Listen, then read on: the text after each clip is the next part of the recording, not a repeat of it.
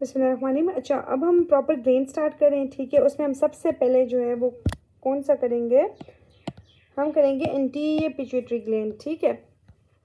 अच्छा, anterior pituitary gland के base पहले हम ओवरव्यू ले लेते हैं कि कौन कौन से हार्मोन्स रिलीज़ हो रहे हैं, फिर हम लोग डिटेल में हार्मोन को पढ़ते हैं, ठीक है। देखिए, हमारे पास पिट्यूटरी ग्लैंड के जो हार्मोन्स हैं ना वो रिलीज़ होते हैं जब हमारे पास हाइपोथैलेमस से सिग्नल आता है, ठीक है। हाइपोथैलेमस से हमारे पास एडिनो हाइपोफाइसिस में के थ्रू सिग्नल आ रहा है एडिनो हाइपोफाइसिस में, और फिर हमारे पास हार्मोन्स रिलीज़ हो रहे हैं, ठीक है, जिससे हम कहते हैं ट्रॉफिक हार्मोन्स। अब वो ट्रॉफिक हार्मोन्स कौन कौन से हैं? सबसे पहला है corticotrophic releasing hormone. Corticotrophic releasing hormone act करता है किस पे? कॉर्टिकोट्रॉफ्स पे, एंटीरियर पिट्यूटरी में कॉर्टिकोट्रॉफ्स पे, ठीक है, जिसके थ्रू रिलीज होता है फिर हमारे पास एड्रीनोकॉर्टिकोट्रॉफिक हार्मोन ACTH। ACTH हमारे पास एड्रीनल ग्लैंड पे एक्ट करके ग्लूकोकॉर्टिकॉइड्स को रिलीज करवाता है, ठीक है, कॉर्टिकोट्रॉफिक रिलीजिंग हार्मोन। जनरल बातें ये। फिर है thyroid releasing hormone. Thyroid releasing hormone thyrotrophs पे एक्ट करके TSH को रिलीज करवाता है, जो हमारे पास थायराइड ग्लैंड से उसके हार्मोन्स रिलीज करते हैं। गोनेडोट्रॉफिक रिलीजिंग हार्मोन गोनेडोट्रॉफ्स पे एक्ट करके FSH-LH की रिलीज करवाता है। FSH-LH ओवरीज और टेस्टिस पे एक्ट करके रिप्रोडक्टिव फंक्शन करते हैं, ठीक है।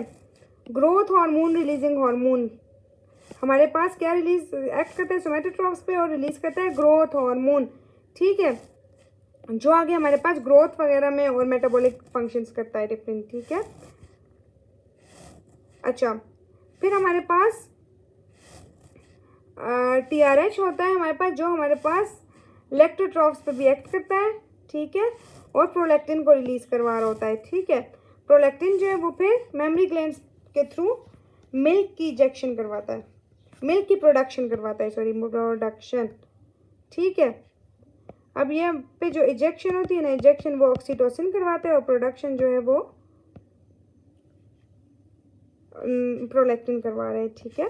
अच्छा, अब इसमें MCQs वाइज जो याद रखनी है कि सबसे ज़्यादा जो होते हैं ना वो ग्रोथ हार्मोन सोमेटोट्रॉफ्स होते हैं। एंटीरियर पिट्यूटरी में सबसे ज़्यादा सेल्स जो हैं वो सोमेटोट्रॉफ्स होते हैं, जो हमारे पास ग्रोथ हार्मोन का रिलीज करते हैं। 30 to 40% होते हैं, 30 to 40%। उसके बाद कॉर्टिकोट्रॉफ्स होते हैं 20%, थायरोट्रॉफ्स 3 to 5% होते हैं, ठीक है। अच्छा, एक MCQs आता है कि सोमेटोट्रॉफ्स के साथ आता है कि एसिडोफिलिक, इसका ट्यूमर जो एसिडोफिलिक स्टेन हुआ है कोई ट्यूमर, तो हमसे पूछना चाह रहे होते हैं किन का है, ये सोमेटोट्रॉफ्स का या ग्रोथ हार्मोन का ट्यूमर है, ठीक है, या वो कौन से सेल्स हैं? वो ग्रोथ हार्मोन सेल्स हैं जो एसिडोफिलिक स्टेन लिया है जिसने, ठीक है। अगर एसिडोफिल का ऑप्शन ना हो तो एजिनोफिल के साथ भी आता है, ठीक है। तो एसिडोफिलिक स्टेन होता है ग्रोथ हार्मोन का, ठीक है, ये MCQs के लिए याद रखो। फिर हमारे पास आ जाता है पोस्टीरियर पिट्यूटरी के इंपॉर्टेंट हार्मोन। पोस्टीरियर पिट्यूटरी के हार्मोन के देखो, हमारे पास हाइपोथैलेमस होता है ना, हाइपोथैलेमस, उसमें न्यूक्लियाई होते हैं। उसमें कौन कौन से न्यूक्लियाई होते हैं हाइपोथैलेमस में? एक सुप्राऑप्टिक है और एक हमारे पास दूसरा है पैरावेंट्रिक्यूलर। सुप्राऑप्टिक इसे कैसे याद करो? देखो, सुप्राऑप्टिक में O आता है, O, लेकिन ऑक्सीटोसिन ये रिलीज नहीं करता, ठीक है, O आता है लेकिन O से इसको जिद है, इसलिए सुप्राऑप्टिक क्या रिलीज कर रहा है? ADH, और पैरावेंट्रिकुलर से रिलीज हो रहा है ऑक्सीटोसिन। ऑक्सीटोसिन ये दोनों फिर हमारे पास पोस्टीरियर पिट्यूटरी में स्टोर होते हैं, ठीक है, इसीलिए ये हमारे पास नर्व्स के थ्रू जो है वो पोस्टीरियर पिट्यूटरी के पास जाते हैं, इसीलिए इन दोनों को हम लोग कहते हैं neurosecretory hormones, neurosecretory hormones, okay. अच्छा, अब ADH क्या करता है हमारे पास? किडनी, स्वेट ग्लैंड्स वगैरह पे एक्ट करता है, वाटर बैलेंस को मेंटेन करता है। ऑक्सीटोसिन क्या करता है? फीमेल रिप्रोडक्टिव सिस्टम पे एक्ट करके यूट्राइन प्रोटेक्शन करवाता है, चाइल्ड बर्थ, वही चाइल्ड बर्थ जो हमारे पास पॉजिटिव फीडबैक का एग्जाम्पल है, okay.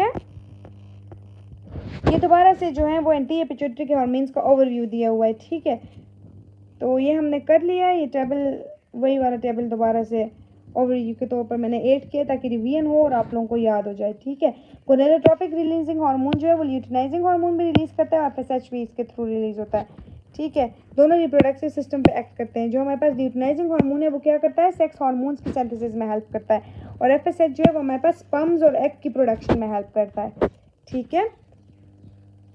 Thyroid releasing hormone thyroid gland पे एक्ट करके थायराइड हार्मोन सिंथेसिस करता है। प्रोलैक्टिन रिलीजिंग हार्मोन प्रोलैक्टिन को रिलीज करवाता है, ठीक है, जो मिल्क की प्रोडक्शन करता है, ठीक है, production. Growth hormone releasing hormone growth hormone को रिलीज करवाता है, जो हमारे पास लिवर मसल्स वगैरह पे एक्ट करके ग्रोथ करवा रहे होता है और डिफरेंट मेटाबॉलिक फंक्शंस होते हैं इसके। फिर कोर्टिकोट्रोपिक रिलीजिंग हार्मोन ACTH रिलीज करता है, और जो हमारे पास ग्लूकोकॉर्टिकॉइड्स, मिनरेलो नहीं है, अच्छा ये याद रखना, ACTH जो है वो ग्लूकोकॉर्टिकॉइड्स रिलीज में हेल्प करता है सिर्फ, ठीक है। और जो सारे के सारे एंटीरियर पिट्यूटरी के हार्मोन्स हैं ना, पिट्यूटरी, वो क्या है, प्रोटीन्स या पेप्टाइड्स हैं। प्रोटीन पेप्टाइड्स का सरफेस रिसेप्टर कहाँ है, सेल मेम्ब्रेन पर, और ये वाटर सॉल्युबल है। अब हम सबसे पहले पढ़ते हैं ग्रोथ हार्मोन को। ग्रोथ हार्मोन कौन रिलीज करते हैं, सोमेटोट्रॉफ्स, ठीक है, जो सबसे ज़्यादा है, 30 to 40% है जो। इसका रिसेप्टर कहाँ है, सेल मेम्ब्रेन पर, क्योंकि ये प्रोटीन हार्मोन है। फीडबैक नेगेटिव फीडबैक के थ्रू कंट्रोल होता है। नेगेटिव फीडबैक कैसे होता है, देखो, growth hormone releasing hormone hypothalamus से आया, जिसने ग्रोथ हार्मोन एंटीरियर पिट्यूटरी से रिलीज किया। ग्रोथ हार्मोन ने आगे जाके फिर अपने एक्शन की, और लिवर से इसने सोमेटोमीडियन भी रिलीज करवाया, ठीक है। सोमेटोमीडियन जिसे हम इंसुलिन लाइक ग्रोथ फैक्टर कहते हैं। ये सोमेटोमीडियन जो है ना, ये जाके नेगेटिव फीडबैक करेगा, जब इसका अमाउंट ज़्यादा होगा ये ग्रोथ हार्मोन को कम कर देगा, ठीक है। दूसरा जो है ना, ग्रोथ हार्मोन का डायरेक्टली इनहिबिटरी हार्मोन भी रिलीज होता है, जिसे हम कहते हैं सोमेटोस्टेटिन।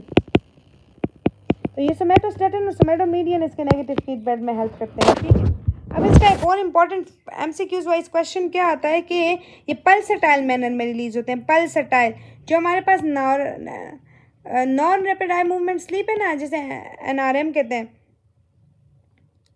उसके टाइम पे ये इसकी सिक्रीशन ज़्यादा हो जाती है, ठीक है।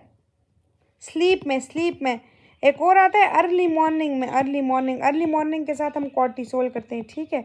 कॉर्टिसोल और ग्रोथ हार्मोन दोनों पल्सेटाइल मैनर में रिलीज होते हैं, ठीक है।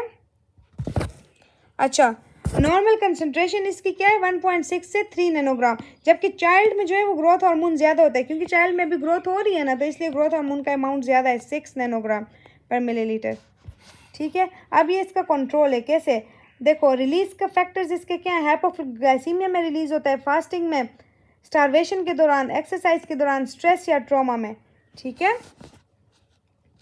हाइपोथैलेमस को सिग्नल आएगा, ये सारे जब कोई भी फैक्टर होगा, हाइपोथैलेमस क्या करेगा, ग्रोथ हार्मोन रिलीजिंग हार्मोन की सिंथेसिस करवाएगा, जो एंटीरियर पिट्यूटरी से ग्रोथ हार्मोन निकालेगा, और वो ग्रोथ हार्मोन फिर जाके लिवर और अदर टिश्यूज़ पे एक्ट करके सोमेटोमीडियन बनाएगा और अपने फंक्शंस करेगा, जो इसके फंक्शंस हैं जो हम आगे करेंगे, अपने एक्शंस करेगा, ठीक है। इसी हाइपोथैलेमस से ग्रोथ हार्मोन इनहिबिटरी हार्मोन भी निकलता है, जो इसको नेगेटिव फीडबैक दे रहा है, ठीक है। अच्छा, ग्रोथ हार्मोन की सिक्रीशन के स्टिमुलस क्या क्या है हमारे पास, hypoglycaemia, fasting, starvation, exercise, stress और इनिशियल स्टेजेस ऑफ स्लीप, ठीक है। अच्छा, फिर हमारे पास आता है इसका जो हमारे पास सीक्वेंस है, सीक्वेंस वाइज इसे याद करना है, ठीक है। Hypoglycaemia is greater than exercise is greater than NRM, ठीक है। अगर हाइपोग्लाइसीमिया का ऑप्शन हुआ तो हम वो करेंगे, ना हुआ तो फिर एक्सरसाइज, नहीं तो फिर NRM। ये सीक्वेंसेस याद करने हैं, ठीक है। अक्सर MCQs हम लोग सीक्वेंस बेसिस पे गलत कर देते हैं। और इसकी इनहिबिशन कब होगी, जब हमारे पास हाइपरग्लाइसीमिया होगा, ठीक है, फैटी एसिड ज़्यादा होंगे, या फिर हमारे पास लेटर स्टेज ऑफ स्लीप में। अब ग्रोथ हार्मोन के एक्शंस क्या हैं, एक्शंस, ग्रोथ हार्मोन के कुछ मेटाबॉलिक एक्शंस हैं और ब्रोन स्पेस का एक्शन है। अब इसके मेटाबॉलिक एक्शंस के लिए क्या याद रखना है कि ये लिपिड्स को तोड़ता है, लिपिड्स को, बाकी ग्लूकोज, देखो 3 चीज़ें होती हैं, लिपिड्स, प्रोटीन और ग्लूकोज। अब ग्रोथ हार्मोन क्या करता है, सिर्फ लिपिड को तोड़ता है, बाकी प्रोटीन और ग्लूकोज को बना रहा है, ठीक है। प्रोटीन के लिए भी एनाबॉलिक है और ग्लूकोज के लिए भी एनाबॉलिक है, जबकि लिपिड्स के लिए कैटाबॉलिक है, मतलब लाइपोलिसिस करता है, लाइपोलिसिस करके फैटी एसिड्स को ज़्यादा करता है, फैटी एसिड्स को, और ये सारी एनर्जी फिर क्या करता है, फैटी एसिड से लेता है, ठीक है। इसीलिए प्रोटीन्स भी बचा देता है और ग्लूकोज को भी बचा देता है, एनर्जी क्या करता है, फैटी एसिड से बॉडी ले रहा होता है ग्रोथ हार्मोन में, ठीक है। लाइपोलिसिस करवाता है, प्रोटीन सिंथेसिस करता है, प्रोटीन सिंथेसिस करके फिर ये क्या करता है कि लीन बॉडी मास को ज़्यादा करता है, ठीक है, और प्रोटीन की डिपोजिशन करता है एपिफाइजिस पे, जिससे लाइनियर ग्रोथ होती है, बंदे की लाइनियर ग्रोथ होती है, ठीक है। और ग्लूकोज की सिंथेसिस भी ज़्यादा करता है, कैसे कि ग्लूकोज की प्रोडक्शन लिवर से ज़्यादा कर देगा, ठीक है। ग्लूकोज की प्रोडक्शन ग्लूकोनियोजेनेसिस, उसके साथ ग्लूकोनियोजेनेसिस करवाएगा, ठीक है। और क्या कर लेगा हमारे पास, decrease glucose uptake by the cell, blood में ये ग्लूकोज ज़्यादा करेगा ना, इसलिए सेल की अपटेक कम कर देगा। अच्छा, एक और बहुत इंपॉर्टेंट काम, ये जो ग्रोथ हार्मोन है ये क्या है? डायबेटोजेनिक हार्मोन है। क्यों? देखो ये इंसुलिन की सिक्रीशन को ज़्यादा करता है। ज़्यादा इंसुलिन तो खुद ग्लूकोज को कम करता है, लेकिन ये क्या करता है? इंसुलिन को इतना ज़्यादा करता है कि एक पॉइंट आता है ना कि इंसुलिन के रिसेप्टर्स ही ख़त्म हो जाते हैं, फिनिश। इंसुलिन के रिसेप्टर फिनिश। जब रिसेप्टर फिनिश तो इसका मतलब अब इंसुलिन काम ही नहीं करेगा। इंसुलिन काम नहीं करेगा तो मतलब ग्लूकोज ज़्यादा होगा। ग्रोथ हार्मोन इस तरह ग्लूकोज को ज़्यादा करते हैं। इस एक्शन को इसके हम कहते हैं डायबेटोजेनिक। अंडरस्टैंड? ये चीज़ समझ ली, ये कॉन्सेप्ट है, इसे हम कहते हैं डायबेटोजेनिक। इसलिए ग्रोथ हार्मोन को हम कहते हैं डायबेटोजेनिक। ग्लूकागॉन भी डायबेटोजेनिक है क्योंकि ग्लूकागॉन भी इंक्रीज करता है ना ग्लूकोज को। ठीक है। अच्छा, बोन्स पे ग्रोथ हार्मोन का क्या फंक्शन है? कि एपिफिजियल ग्रोथ करवाता है। ठीक है, प्रोटीन्स और ग्लूकोज वगैरह की डिपोजिशन करके ग्रोथ करवाता है। ज़्यादातर ग्रोथ हार्मोन के एक्शंस किसके वजह से होते हैं? सोमेटोमीडियन, जिसे हम इंसुलिन लाइक ग्रोथ फैक्टर भी कहते हैं, सोमेटोमीडियन। और ये इंसुलिन लाइक ग्रोथ फैक्टर, देखो growth hormone is it self a protein hormone. Okay, it is a protein hormone and act on sale membrane receptor. जबकि इंसुलिन लाइक ग्रोथ फैक्टर या सोमेटोमीडियन जो है ना, ये हमारे पास टायरोसिन काइनेज के थ्रू काम करते हैं। हमने देखो इंसुलिन खुद भी टायरोसिन के थ्रू काम करता है, और इंसुलिन लाइक ग्रोथ फैक्टर भी, जिसे हम सोमेटोमीडियन कहते हैं, वो भी टायरोसिन काइनेज के थ्रू काम करता है। अब थोड़े से इंपॉर्टेंट एमसीक्यूज ग्रोथ हार्मोन के, एक दो इंपॉर्टेंट एमसीक्यूज जो आते हैं, जो हमने लेक्चर में स्किप कर लिए, बाकी थ्योरी में स्किप किए हैं, वो कौन से हैं? कि फीटल हार्ट डेवलपमेंट कौन करवाता है? Foetal heart development growth hormone कराता है। ठीक है, एक फीटल हार्ट डेवलपमेंट होती है, एक फीटल ब्रेन डेवलपमेंट होती है। ब्रेन डेवलपमेंट थायराइड हार्मोन करवाता है, जबकि फीटल हार्ट डेवलपमेंट कौन करवाता है? Growth hormone. ठीक है, ग्रोथ हार्मोन जो है वो प्रेगनेंसी के दौरान कौन सा हार्मोन चेंज नहीं होता? ये भी एक एमसीक्यूज आता है। तो growth hormone does not change during pregnancy. ठीक है, ओके।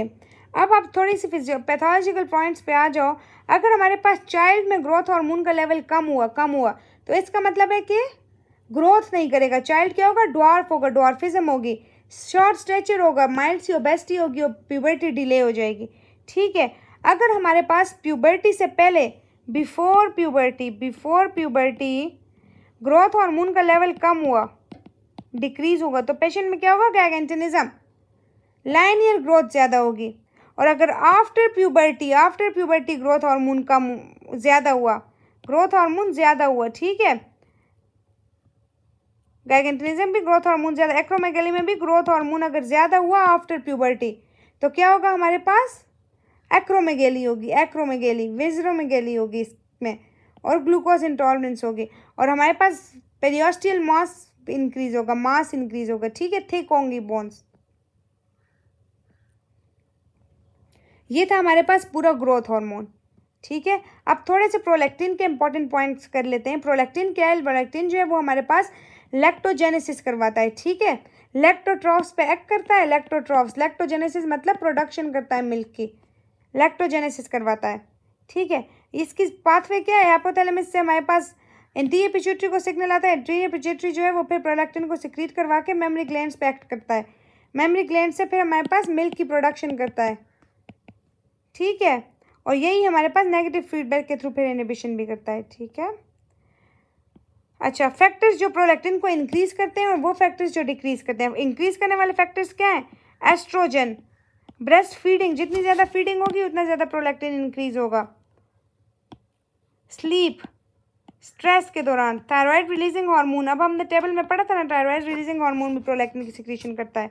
और डोपामिन के एंटागोनिस्ट, बहुत ज़्यादा दफ़ा एमसीक्यूज आते हैं कि प्रोलैक्टिन को डिक्रीज कौन करता है? Dopamine, bromocriptine.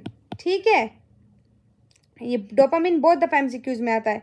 सोमेटोस्टेटिन भी इसे स्टॉप करते हैं, प्रोलैक्टिन खुद नेगेटिव फीडबैक के थ्रू। ओके, अच्छा, अब ये एक बेसिक कॉन्सेप्ट है, ये समझ लो। जब हमारे पास प्रोलैक्टिन ज़्यादा होता है ना, ये हमारे पास गोनेडोट्रोपिक रिलीजिंग हार्मोन को इनहिबिट करता है। ठीक है, गोनेडोट्रोपिक रिलीजिंग हार्मोन को इसने इनहिबिट किया, मतलब एफएसएच और एलएच भी नहीं बनेंगे। एफएसएच एफएलएच नहीं बनेंगे तो नो ओव्यूलेशन नहीं होगी।